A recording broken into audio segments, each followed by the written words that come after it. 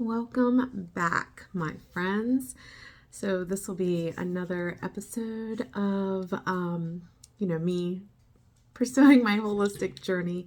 As I was listening to one of my books today, it just kind of clicked with me.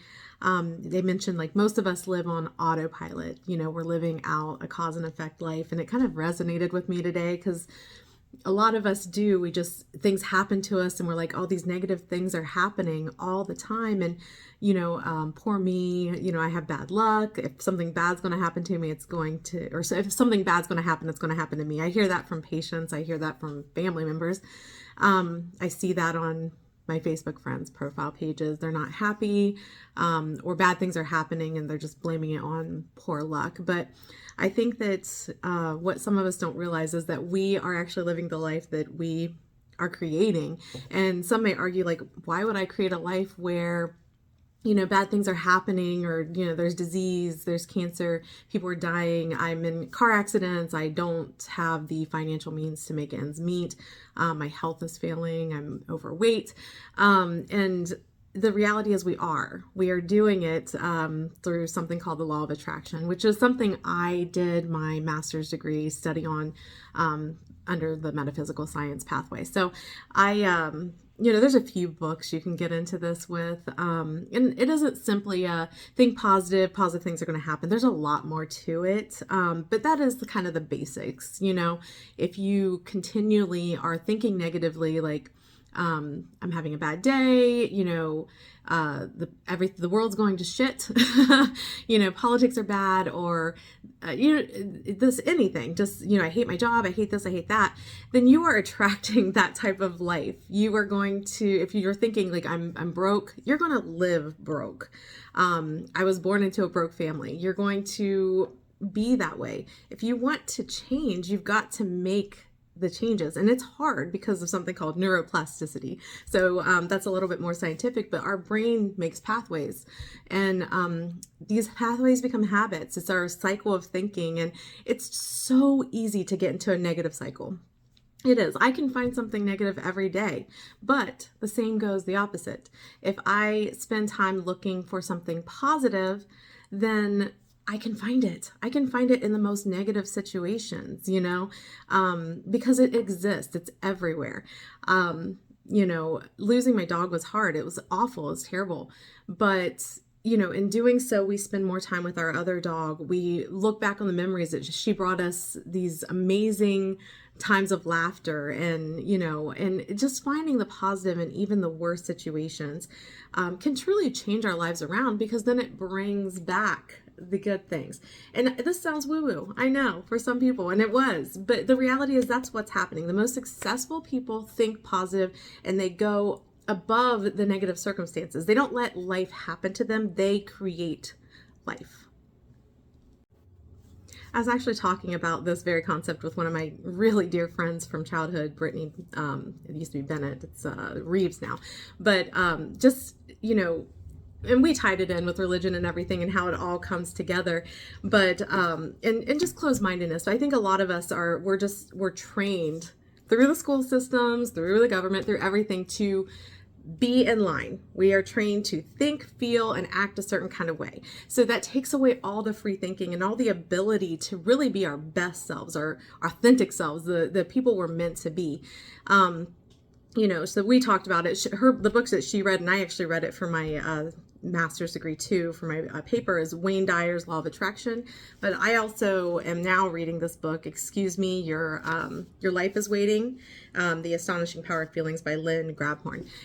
What I like about both those books is they're very fundamentally explaining how you can change your life just through some changes.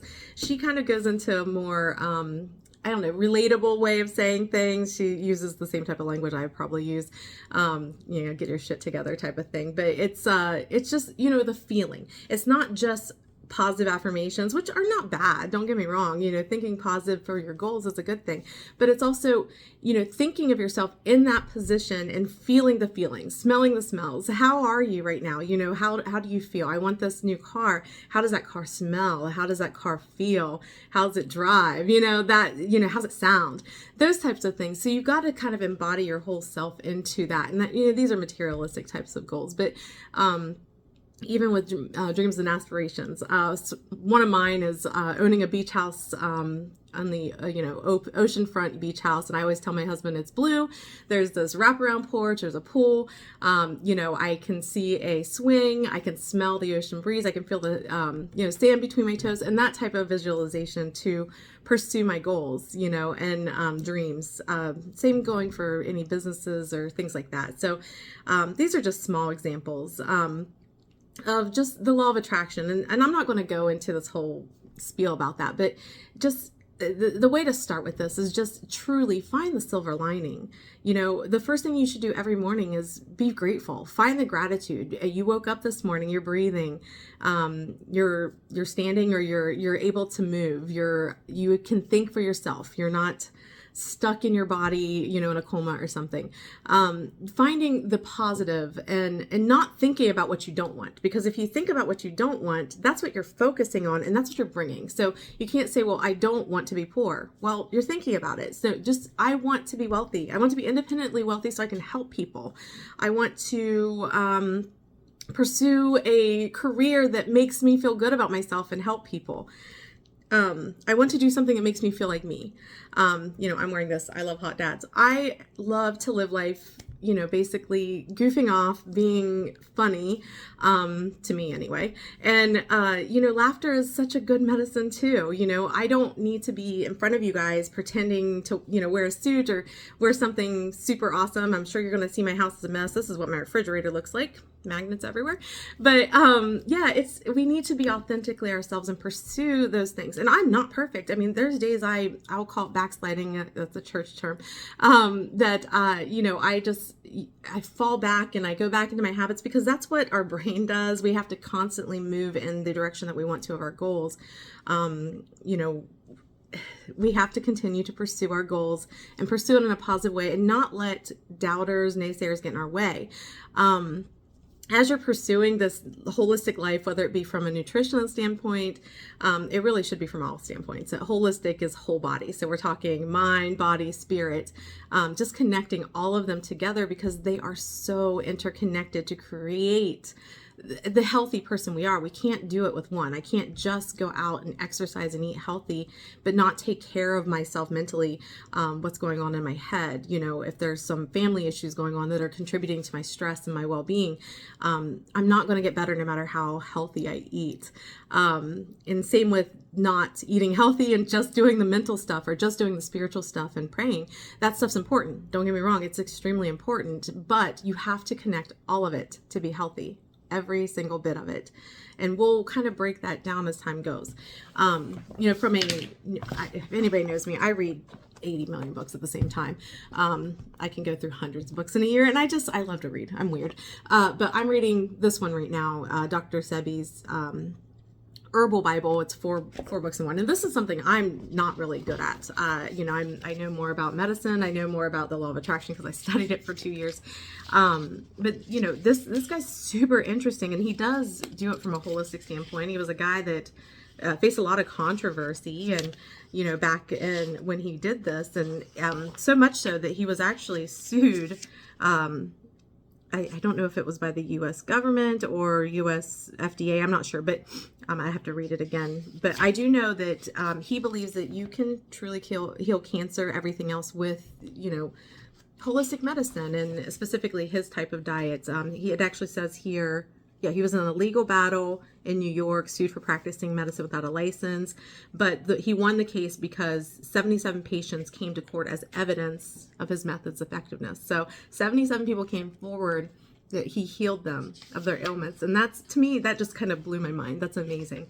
And he believes in, basically it's more of a plant-based diet. And I'm getting into it. It's more about pH levels and living in an alkaline diet. And I'll go over that more as I learn about it. Right now, I don't know much about it, about the herbs and the foods, but I think we all know what healthy eating looks like. We've experienced a million diets and a half, there's some people that are going to believe more in the meat-based diets, some people that are going to believe more in the plant-based diets, but I think we all know what healthy eating looks like. And I think just taking slow steps to make that, intentional steps to make ourselves better and healthy. I'm not saying make an overhaul. I've been on a weight loss journey for years. If you guys know me, I've had weight loss surgery. I've been on protein diets, things like that. So I think the key is making small steps to get to where we need to get, and doing it from a well-rounded standpoint. If I sent you guys a small short video of just something simple to do, take every single day to do just a quick 5-minute mindfulness meditation. And that could be just, breathing. And I did look up, calm.com has 11 different types of meditations that you can do. Mindfulness is the one I sent, where you just focus on kind of your breath work or just your current state. It says there's a loving kindness meditation that focuses on feelings of kindness, compassion, and goodwill towards oneself and others. That's a nice one. That makes you feel warm and friendly inside. There's the mantra meditation. I think this is what people think of if they don't do meditations, like the Om and things like that. So it's just focusing on a word or a phrase or a sound. And that just helps you focus yourself and calm your nervous system to where you are just more mindful of your body and everything. This is what I had to do to start. Walking meditations. You can be active and meditate. So it's just focusing on your breathing and on how your body feels with walking. That is meditating. You can go out and do that for 10, 15 minutes and you kill 2 birds with 1 stone. You've meditated and you've been active. So that's something people can do when they're just like, I don't know how to meditate, Suze. Well, there's a way to do it. There's other movement meditations like yoga, Tai Chi, which you're combining your physical with your calm. It's what you're doing, just trying to reduce stress, try to be calm, try to be in touch with, your inner self, your Holy Spirit, God, whatever, just to make you feel or hear when you just quiet the noise. We have so much noise. We're stressed. We have 10,000 things going on at once. There's a focus attention meditation. So some people do candlelight. They stare at a candlelight for an extended period of time, and they focus on that. And anytime their mind wanders, then they have to focus back on. So again, it's just a focused attention. Guided meditation. That's one of my favorites. I like Honest Guys on YouTube. They have guided meditations for whatever you want and for whatever length you want. I've even used them for sleep, and I really, really like them. There's Transcendental. I don't know much about that, if I'm being honest. That would be kind of a cool one to get into. I struggle with meditation myself, so breathing, mindfulness, movement meditations are better for me and guided. Chakra based. So if you don't know much about chakras, there's different chakras in our body. I have my master Reiki certification, so I do know about chakras, and I have done chakra meditations where you're focusing on these centers of your body. Body scan meditations, you can do that with Reiki. So that's just focusing up and down your body or to different parts of your body, almost like you're scanning your own body. So that's a good way to meditate as well. And then I don't know how to pronounce the other one, so I looked up another word for it. So insight meditation or Vipassana, I don't know how to say it. It's basically you're observing your current thoughts, feelings, and sensations without judgment. And that leads to like self-awareness. So there's so many different types of meditations we can do.